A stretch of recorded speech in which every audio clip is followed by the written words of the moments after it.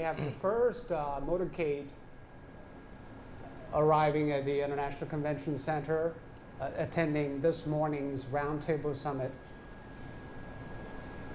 And the first dignitary just about ready to emerge from the car there. This will take a while. We've got 29 heads of state, leaders from around the world showing up here. And it's the World Bank president now coming, Mr. Kim is the head of the World Bank. This is also good for the World Bank event. Yes, yeah, yesterday I noticed he really kind of outlined, kind of threw cold water on, talking about some of the obstacles that are going to be there. You know, so much energy in the room yesterday with so many people optimistic, but he also kind of outlined some of the pratfalls along the way. But obviously, you know, there are risks involved, and we've been talking about, you know, when you're working cross governments and different policies, there's got to be some things that need to be ironed out. So. And Mr. Jinping especially mentioned that the World Bank has been in cooperation with China's initiative in promoting infrastructure building. This is also one of the missions for World Bank as well. Absolutely. Let's see who's next. This looks like Antonio Guterres, the Secretary General of the United Nations, arriving.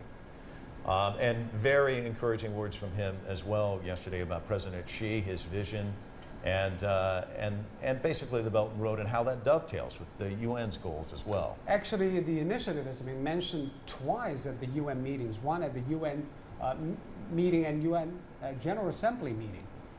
He was talking about poverty alleviation, how this dovetails so nicely, and talking about how millions of Chinese have been pulled out of poverty, much of that as a result of this economic prosperity. And it dovetails well with 2030 Millennium Goals of the UN. Our next guest arriving now. The door opens. Now we have the Ethiopian delegation headed by Prime Minister Hailemariam Desalegn. And this is actually President Desalegn's first visit to China this year. Ethiopia and China have been in cooperation in different areas, including trade, investment, industrial capacity upgrading, and as well as infrastructure construction. Yeah, and he was talking yesterday about this marriage of views, the Chinese view and theirs as well, and how they've come together nicely with this project. Our next dignitary arriving. And this will be Christine Lagarde, who talked a lot about tea yesterday. Yes, it's indeed. Very interesting. And at first you were kind of thinking... Well, and a good metaphor in itself. Absolutely. You know, the expression in the West is dotting the I's, crossing the T's. She crossed the T's yesterday, talking about tea and how important it is, but also how trade it falls could be into shared by Absolutely. different people and appreciated. It was a very nice speech, and really, I think, kind of captured the feel of this gathering. And she is a frequent guest of China. She held China's role in global economic governance, as she's just said that China has shown a strong resolve for economic transition, which benefits the rest of the world. And the Prime Minister of Fiji, we believe, arriving now. An important partner with China.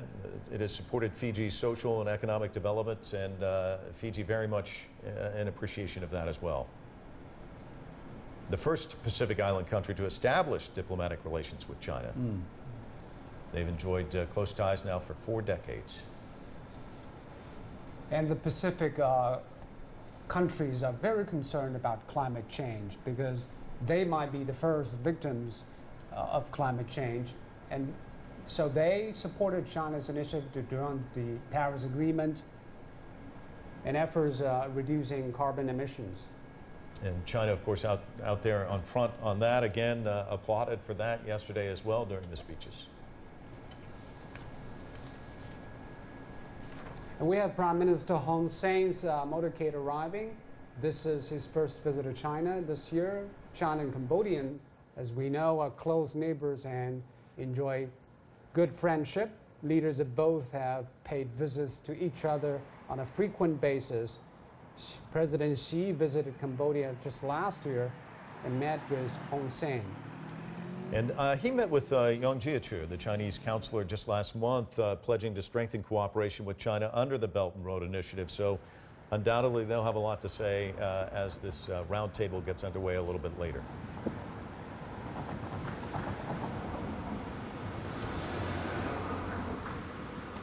Another guest arriving, pulling up right now, and this is the Prime Minister of Poland, I believe.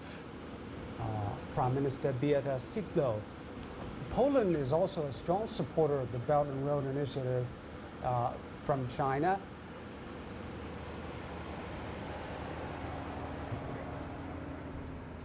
President Xi held talks with Prime Minister Szydło when she arrived in Beijing.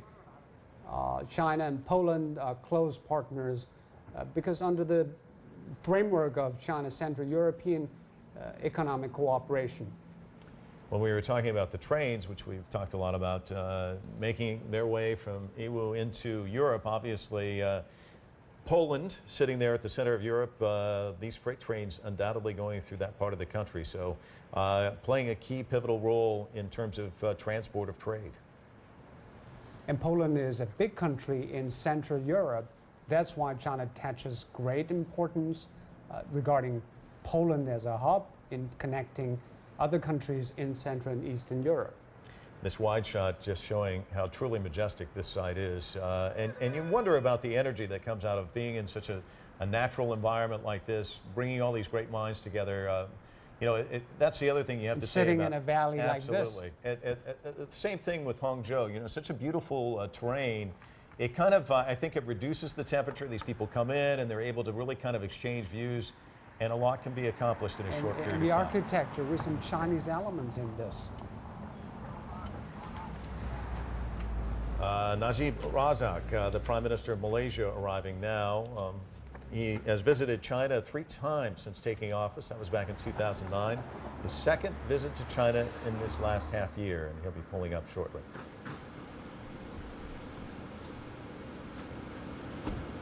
Bilateral relations obviously very important between Malaysia and China.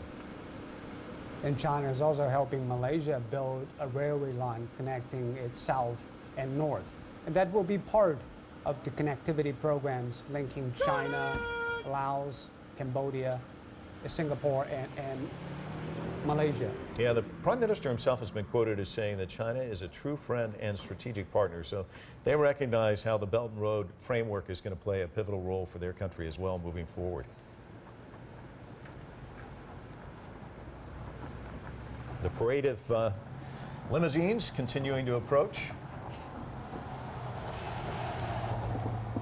Aung San Suu Kyi, the state councilor of Myanmar, now arriving and just about ready to emerge from the back seat of this limousine. The door is open, and there she is in a resplendent red gown.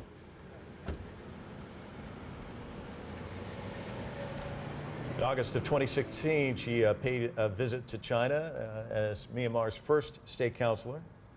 And as President Xi noted, he appreciates Aung San Suu Kyi's efforts to maintain traditional friendly ties with China.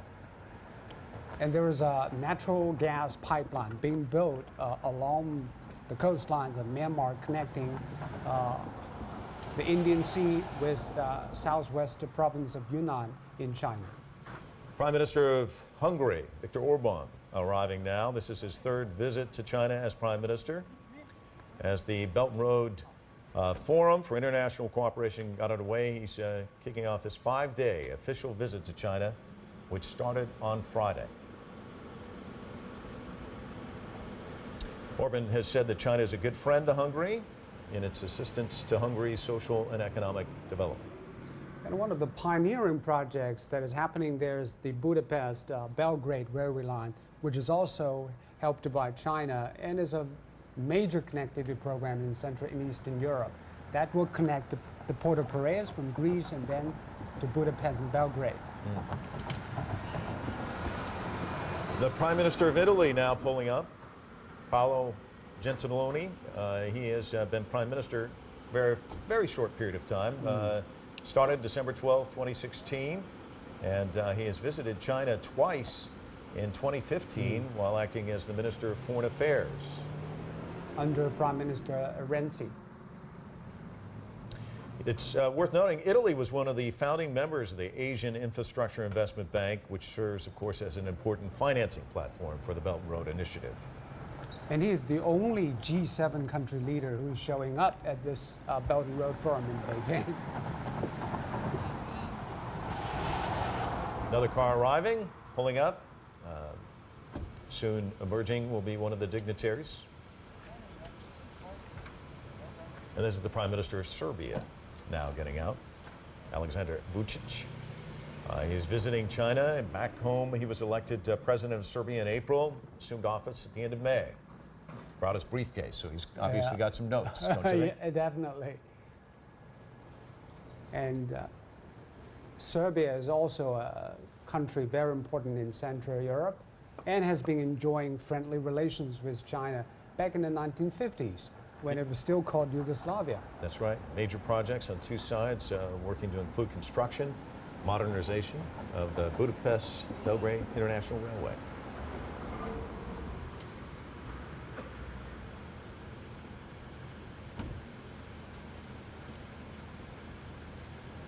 And this is the Prime Minister of Sri Lanka, Ranil Wickremesinghe.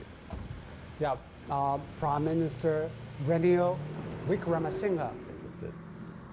Sri Lanka is a very friendly relations with China because it sits between Indian Ocean and Pacific Ocean. It's a neighbor of both India and China. Prime Minister Wickremesinghe met with Chinese President Xi when he paid a visit to China last April. And they're considering expanding the Kuala Lumpur port project, which is very pivotal for both. I believe this is the Prime Minister of Greece now arriving, and we will look to see if he has a necktie on. Of course, you know that whole story. Greece has had so many economic problems. He says he's not going to wear a tie until things turn around. And there's so many great silk ties in China, he's really missing out on an opportunity to go shopping, I'm telling you. It's, picked up one in Hangzhou last time. I've already bought one while I've been here in Beijing. Again, Tsipras, though, had really nice things to say about China and the Belt and Road Initiative. And again, you can either go in one direction or the other, and he's obviously But he had some doubts about the port of Piraeus in the first place. And then he came around and realized this is important for both for Greece and its Chinese partners. The Prime Minister of Mongolia arriving now. He met with President Xi Jinping on Friday with a delegation of 40 members.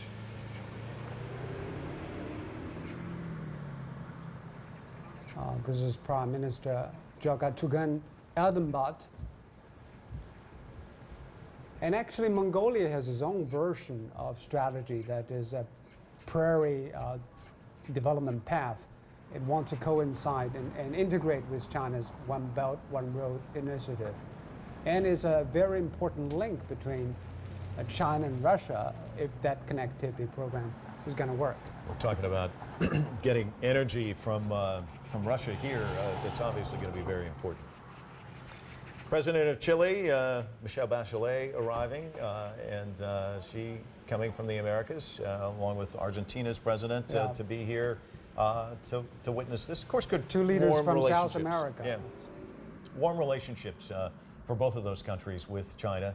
And again, she really wrapped things up yesterday with development for all. Obviously, they love the fact that China is doing a number of projects around the world, and they've benefited from it. And actually, China has been stepping up its cooperation with Latin American countries, Nicaragua, Chile, Brazil. And with the downward trend of economy in Brazil especially, China can fill in the gap and upgrade their cooperation with Brazil, Argentina, Chile. Yet China's first RMB clearing bank in all of Latin America was opened in Chile. That was in June of last year. So again, good warm relations between Chile and China, and Michelle Bachelet there as well. She'll be at the round table with her thoughts. And the two-way trade has already climbed to more than 31 billion US dollars in 2016. That's 5 times the high as that in 2005 when the free trade agreement was signed. Already there were 20 countries signing free trade agreement with China, and probably this time around there will be more under negotiation. And we're expecting lots of documents to emerge after this, and the communique will certainly get a feel of what those will be in the agreements.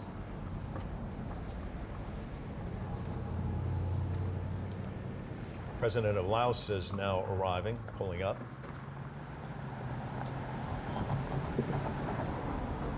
And we've been talking a lot about Laos and China and how it works, and it's being landlocked. Yes, this is really important. So it definitely needs more connectivity programs with those coastal areas and countries that can supply not only connectivity but also industrial upgrading services for this landlocked country.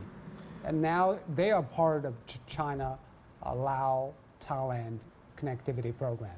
Yeah, I have a good friend in the United States who grew up in Laos, now lives there, and she said just going there just takes forever because it's so landlocked. She fly from here to there to Bangkok, then to Laos. It takes about a couple of days just to make the trip, but obviously the fact that it's landlocked. Key. Without a railway line connecting Laos with China and Thailand, it will be very difficult for them to make trade with the rest of the world. Absolutely.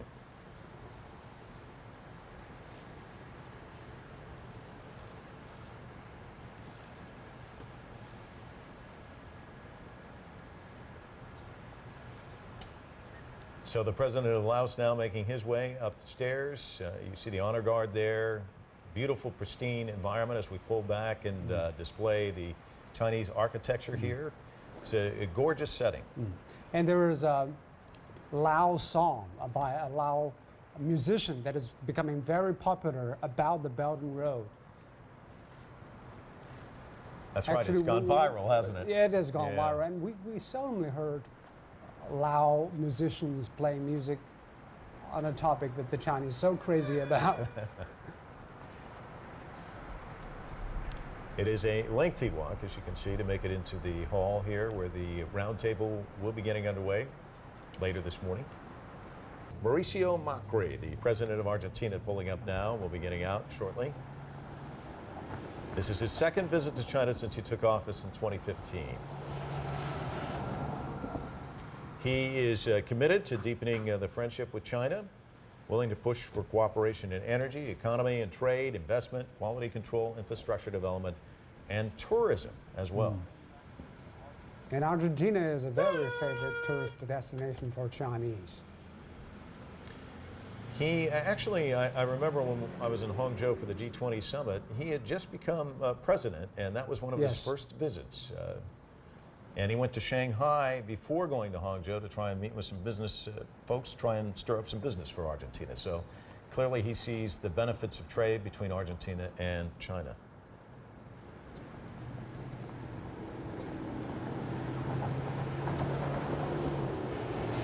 Another car arriving, just about ready to have another dignitary emerge.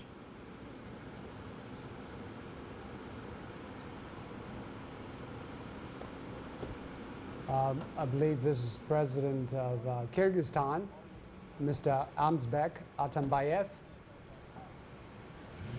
This is President Atambayev's second visit to China this year. And this year is special for both countries, is the 25th anniversary of diplomatic relations establishment between the two. He said the past 25 years has seen further deepening of this cooperation in economy, trade, human exchanges, and security. So obviously, Kyrgyzstan looking to benefit from this as well. And probably one of the most stirring speeches I thought yesterday was the president of the Czech Republic, Miloš Zeman, who said that he talked about courage and the absence of courage on the world stage, and talked about President Xi and how courageous this was. You know, taking a chance, the higher the risk, the higher the return. But this initiative, very much praising it. It takes bold courage to map out a plan for the whole world, reconnect and remap. This is Miloš Zeman's third visit to China since he took office in 2013. That says pretty much how Czech Republic views its relations with China. It was one of the earliest countries to establish diplomatic relations with the People's Republic of China. And China is the Czech Republic's largest trading partner. It's China's second largest trading partner in Central and Eastern Europe. So they have a vital interest in seeing how this plays out. And President Xi visited Czech Republic last year and signed a joint statement on the establishment of strategic partnership. Nawaz Sharif, the Prime Minister of Pakistan, now pulling up, the door opening. He should emerge in just a moment. Obviously, we've talked a lot in the last few days about Pakistan's role in this, the close cooperation. Pakistan, of course, a very close partner with China. An important country in the China-Pakistan economic corridor, one of the piloting projects that China has made for the One Belt, One Road initiative. And if you were watching our program when we went on the air, we had a report from Daniel Kahn, Gwadar, and talking about its history and how important that port is going to be in the Belt and Road Initiative. And you know, the China-Pakistan Economic Corridor, that's going through Pakistan. It started in 2015. It's an example of just how quickly, you know, this started as a dream in 2013, how quickly it's... And actually the first loan from the AIIB came to that project. This is Rodrigo Duterte, the president of the Philippines. He is also sans necktie, it appears. So he's, yeah. In solidarity with Greece. He has a unique style. He does have a unique style. And he does know how to garner attention and get publicity. So he's here, an interesting character, Rodrigo Duterte. But he's changed towards China. His change of policy towards China is very symbolic of how the ASEAN countries have been trying to retool their diplomatic relations with its big neighbor. The president of Switzerland pulling up now. In just a moment. On the passenger side, the escort will emerge, shut the door, open it, and Doris Leuthard will emerge. This is Doris Leuthard. This is the first visit to China since she took office this year, because the head of state of Switzerland take turns to resume office every year. And Switzerland is the first country in Europe to sign a FTA with China, free trade agreement.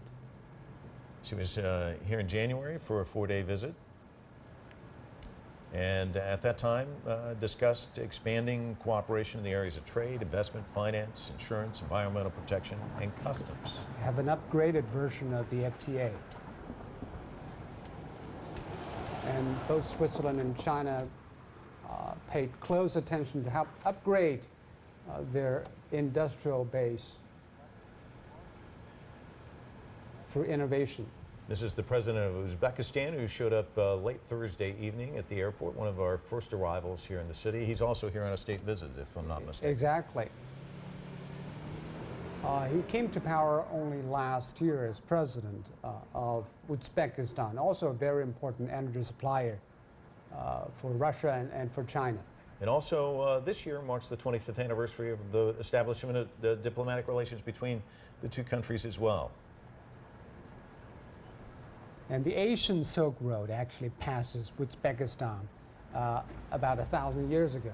That's where the Silk Road comes from. He mentioned Samarkand. Samarkand is in Uzbekistan, when President Xi mentioned in his opening remark yesterday.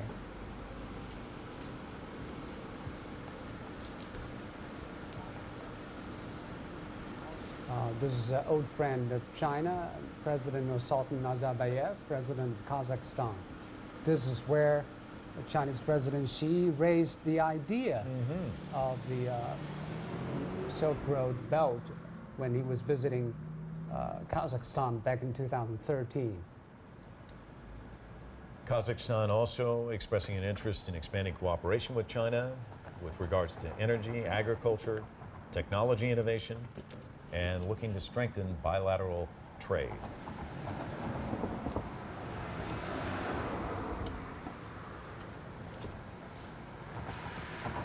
We have the Indonesian delegation arriving, headed by Mr. Joko Widodo.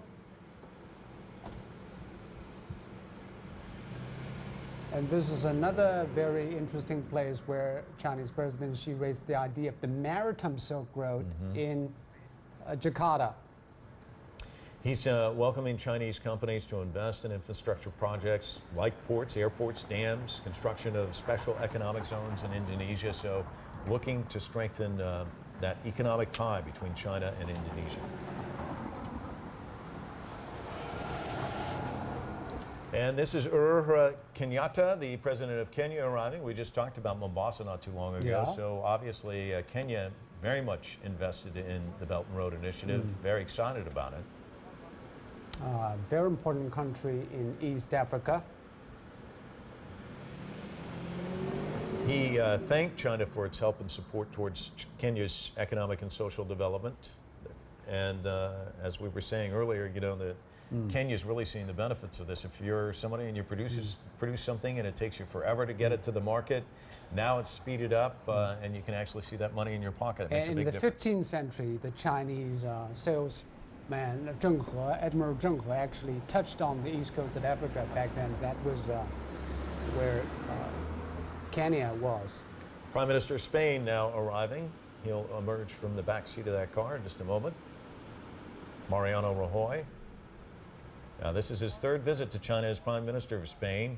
Of course, Spain, one of the founding members of the Asia Infrastructure Investment Bank as well. Wants to work with China to maintain close contact and explore the potential in trade and investment while expanding cultural and educational exchanges, those people-to-people exchanges we talk about a lot. And I was in Spain last year. There was a huge presence of Chinese business people making their life in Madrid. And China's also been investing in solar energy in Spain a lot. Another car arriving, just about ready to see another dignitary emerge.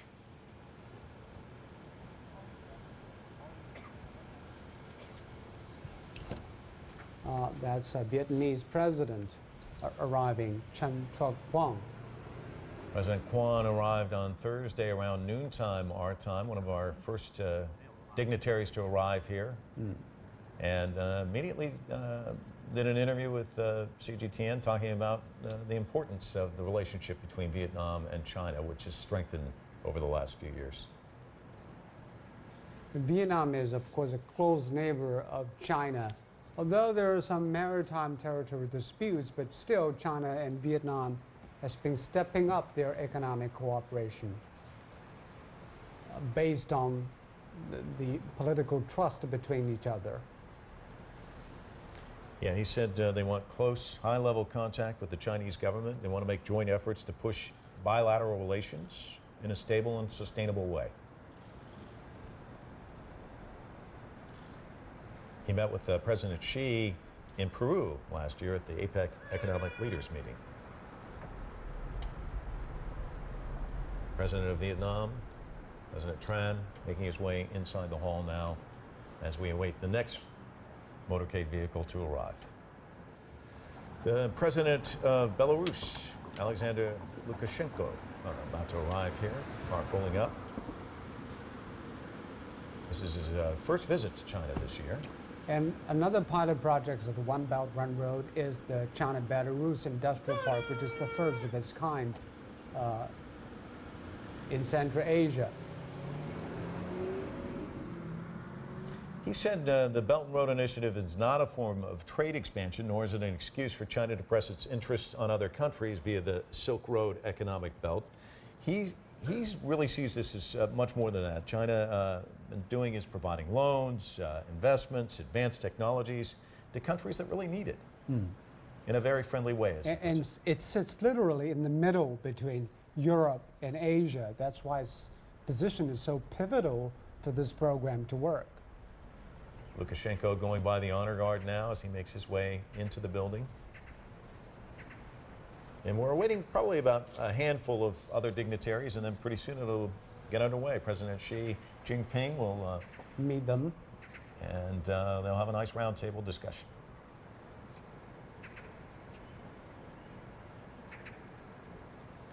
Lukashenko now making his way up the stairs. Shortly we'll enter the building as we await the motorcade to continue its parade to this venue. This is Erdogan's third visit to China as president. China and Turkey signed a memorandum of understanding on the Belt and Road in 2015. And China is Turkey's largest source of imports, and the volume of trade between the two amounted to $19 billion last year. Turkey's talking to China about building a railroad in Turkey. In terms of tourism, Chinese real estate giant Wanda Hotels and Resorts just signed a partnership agreement with Turkey this February to build a hotel in Istanbul. That's going to open by the end of 2018.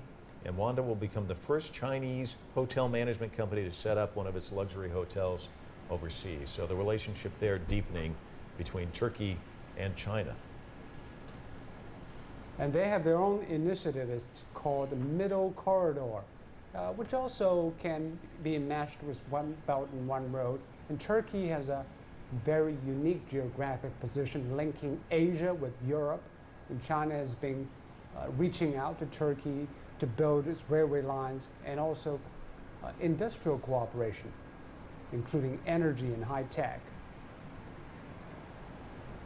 So Erdogan making his way inside. We await the Russian President, Vladimir Putin, who will be arriving shortly. Russian President Vladimir Putin is arriving. President showing Putin up. is here. It's motorcade making its way here.